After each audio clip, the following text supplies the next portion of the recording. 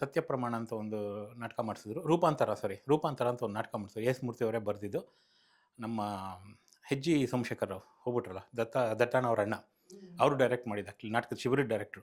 Actually ಅದು V V ಕಾರಂತರು direct ಮಾಡಬೇಕಿತ್ತು. ಬಟ್ ಆ ಶುರು ಒಂದು ವಾರ ಅಥವಾ 15 ದಿವಸ ಮುಂಚೆ ವಿ ವಿ ಕಾರಂತರು ಹೋಗ್ಬಿಟ್ರು. ಸೊ ಅನ್ಫಾರ್ಚುನೇಟ್ಲಿ ಅವ್ರ ಜೊತೆ ವರ್ಕ್ ಮಾಡೋ ಚಾನ್ಸು ತಪ್ಪೋಯ್ತು ನಮಗೆ.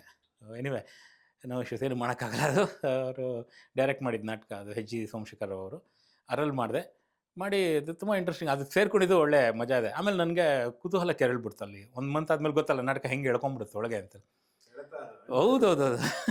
ಸೊ ಯಾವಾಗಲೂ ಏನಾಗುತ್ತೆ, ಒಂದು ನಾಟಕ ಅಂತ ಆದಮೇಲೆ ಎಲ್ಲರೂ ಮತ್ತೆ ಸರ್ಕಲಲ್ಲಿ ಸರ್ಕಲ್ ಮಾಡ್ತೀವಿ ನಾವು. ಕೂತ್ಕೊಂಡು ಹೆಂಗಾಯಿತು ಅನುಭವಗಳೆಲ್ಲ ಹಂಚ್ಕೊಳ್ಳೋದು, ಒಂದು ಊಟ ಮಾಡೋದು, ಹೋಗೋದು, ಆ ಥರದ್ದೊಂದಿರುತ್ತೆ.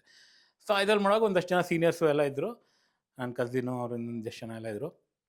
ಅಲ್ಲಿ ಸರ್ಕಲಲ್ಲಿ ಎಲ್ರಿಗೂ ಕೇಳ್ತಾರೆ ನಿಮ್ಮ ಅಭಿಪ್ರಾಯ ಹೇಳಿ. ನನ್ನ ಹತ್ರ ಬಂತು. ಸೊ ನಾನು ಹೋಗಿ ಒಂದು ಮಾತು ಹೇಳಿದೆ. ಇಂಗ್ಲೀಷಲ್ಲಿ ಒಂದು ಮಾತಿದೆ, mini skirt it reveals what is important but conceals what is vital.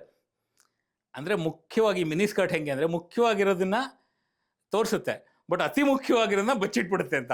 So ಈ ವರ್ಕ್ಶಾಪ್ ಮಾಡಿದ್ಮೇಲೆ ನನಗೆ ಹಂಗಾಗಿದೆ ರಂಗಭೂಮಿ ಬಗ್ಗೆ. ಮುಖ್ಯವಾಗಿರೋದೇನೋ ಕಾಣಿಸಿದೆ, ಬಟ್ ಅತಿ ಮುಖ್ಯ ಏನು ಅನ್ನೋದು ನನಗೆ ನೋಡಬೇಕು ಕುತೂಹಲ ಬಂದೆ. ಎಲ್ಲರೂ ನಕ್ಬಿಟ್ರು. ಎಸ್ ಮೂರ್ತಿ ಅವರಂತರೂ ಗದರಿದ್ರು ನನಗೆ. ಅದೇ ಪ್ರೀತಿಯಿಂದನೇ, ಏನಯ್ಯ ನಾವು ರಂಗಭೂಮಿ ಅಂದರೆ ಹೀಗೆ ಹಾಗೆ ಅದು ಒಂಥರ ಪವಿತ್ರ ಹಂಗೆ ನೀನು ನೋಡಿದ್ರೆ ಮಿನಿ ಸ್ಕರ್ಟ್ಗೆ ಹೋಲಿಸ್ಬಿಟ್ಟಿಯಲ್ಲ ರಂಗಭೂಮಿನ ಅಂತೇಳಿ ತಮಾಷೆ ಎಲ್ಲ ಮಾಡಿದ್ರು. ಅದಾದಮೇಲೆ ಅಲ್ಲಿ ಡಿಪ್ಲೊಮೊಗೂ ಸೇರಿಕೊಂಡೆ. 1 ಇಯರ್ ಡಿಪ್ಲೊಮೊ ಕಂಪ್ಲೀಟ್ ಮಾಡಿದೆ. ಹಾಗೆ ನನ್ನ ಈ ಜರ್ನಿ ಶುರು ಆಗಿದ್ದು.